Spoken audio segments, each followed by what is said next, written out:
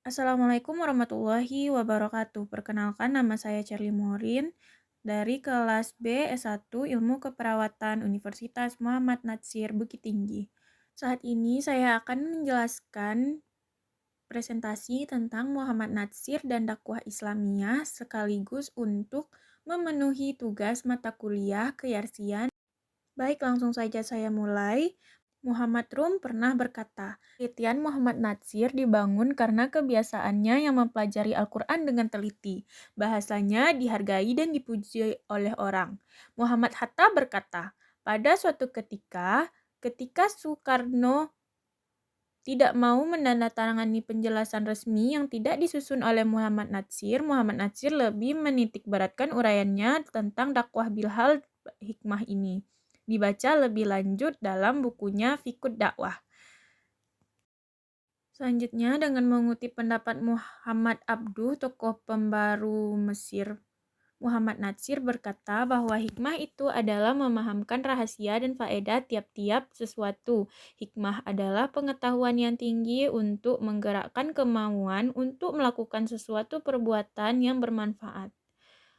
Pada Al-Quran Surah Al-Baqarah ayat 269, wa may yut'al hikmah faqa'at utiya khairan khasiran wa ma yazakkaru illa ulul adab, yang artinya siapa yang diberi hikmah, sesungguhnya dia diberi kebaikan yang banyak, dan tidak ada yang dapat mengambil pelajaran kecuali orang yang berakal sehat.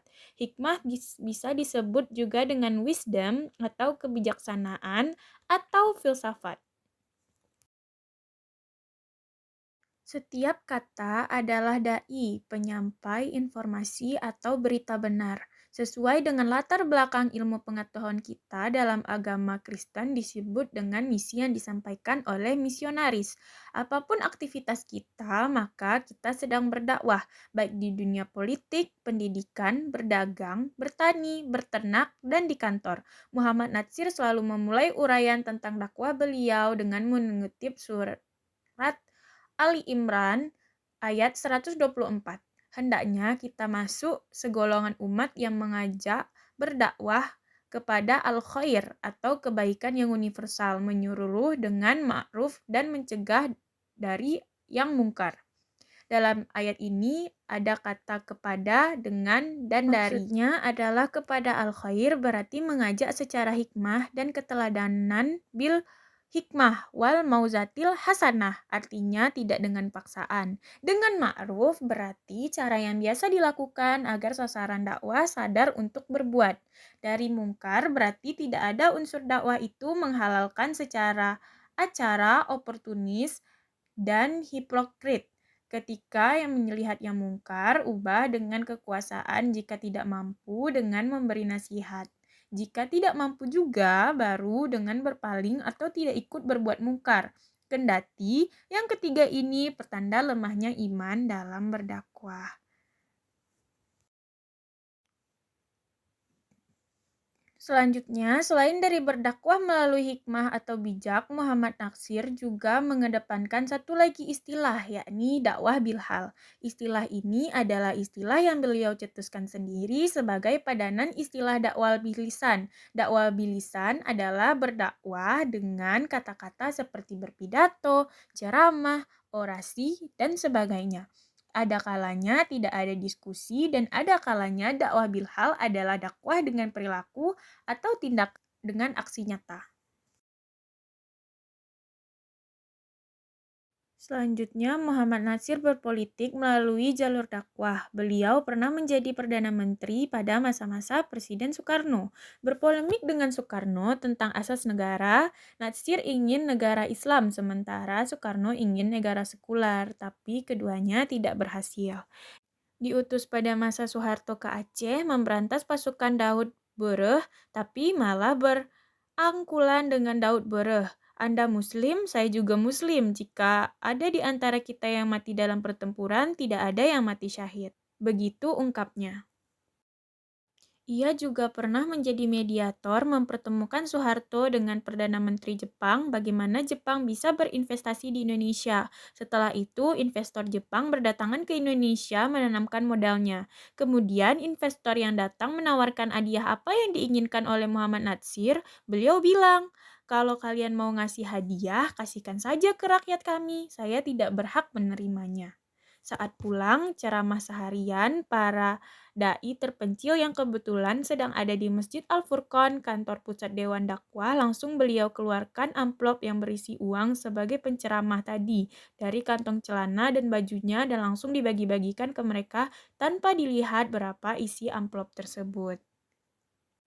Saat mendirikan lembaga kesehatan, awalnya yang bernama Balai Kesehatan Ibnu Sina Bukit Tinggi pada tahun 1969, dengan semangat dakwah bilhal, beliau bilang, kalau mau terang, jangan matikan lampu orang, tapi nyalakan lampu kita.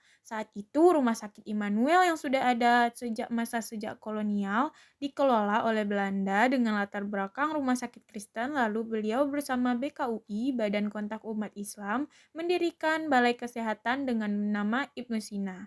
Demikian juga Balai Kesehatan panti yang dikelilingi oleh non-muslim dengan warga negara non-muslim, beliau tetap menjaga kerukunan.